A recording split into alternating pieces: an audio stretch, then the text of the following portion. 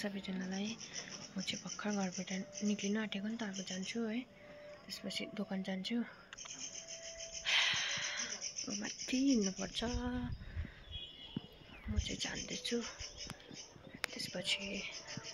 तपाईहरुले पनि हेर्दै गर्नुस् है म चाहिँ हिँड्दैछु हो यहाँबाट यहाँ आउँदा कस्तो थाक्छ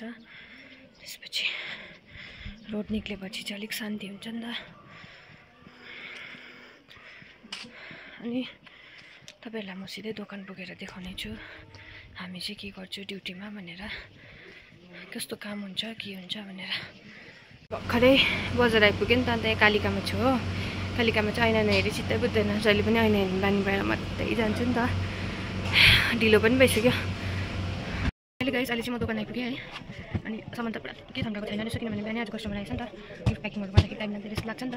मेरो साथीले गर्दै थियो अनि तपाईहरुलाई देखाउँछु ल मैले भनेको थिएँ नि हाम्रो चाहिँ फर्स्ट गएर के काम हुन्छ भनेर नि त 9 बजी अन्त हाम्रो काम त्यस्तो हुन्छ सबै सामान बाहिर राखेर मिलाउनु पर्छ मजाले त्यसपछि यो सबै जोड्नु पर्छ यहाँको सामानहरु डल्लै बाहिर निकाल्नु पर्छ हैन अनि हेर्दै गर्नुस् तपाईहरुले सबै निकाल्नु पर्छ यस्तोहरु सबै हामी चाहिँ सबै सामानहरु मिलाइसके त्यसपछि फ्रेमहरु चाहिँ थन्काउँदै छु नि त तपाईहरुलाई पनि देखाउँछु हेर्नुस् है फ्रेमहरु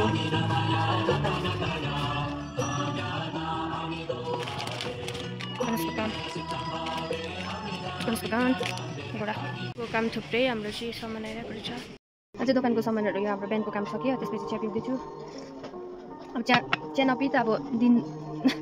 हाम्रो बित्दैन है त्यसपछि मात्रै काम गर्नु मन लाग्छ सामान पनि पुराको छ खोल्नु पनि पर्छ अझै पुरा भोक लागिरहेको छ बिहानै सामान खोल्दा म त्यही लड्छु होला अझै बुढा खानु थाले बुढा भर्खर उचालेको दाम मम्मी फेट कुनै त गिफ्ट खाइदियो जस्तो लाग्छ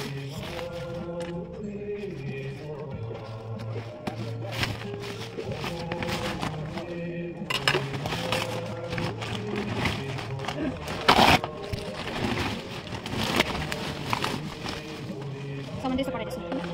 सामान चाहिँ पुरा पार्सल पाइसक्यो हेरेर गर्दा खाइ होइन चाहिँ गाई चाहिँ साह्रो पर्छ एक डल्ले पनि साह्रो भइहाल्छ है पटको नाम चाहिँ साह्रो हो नि त्यसको साह्रो देख्दैन तर फाइनली अहिले चाहिँ हाम्रो सबै कामहरू सकियो है अनि म चाहिँ भिडियो यहाँ इन गर्छु तपाईहरुले हेर्दै गर्नुहोस् कस्तो लाग्यो भनिदिनुहोस् होला सबै बाई गाइस।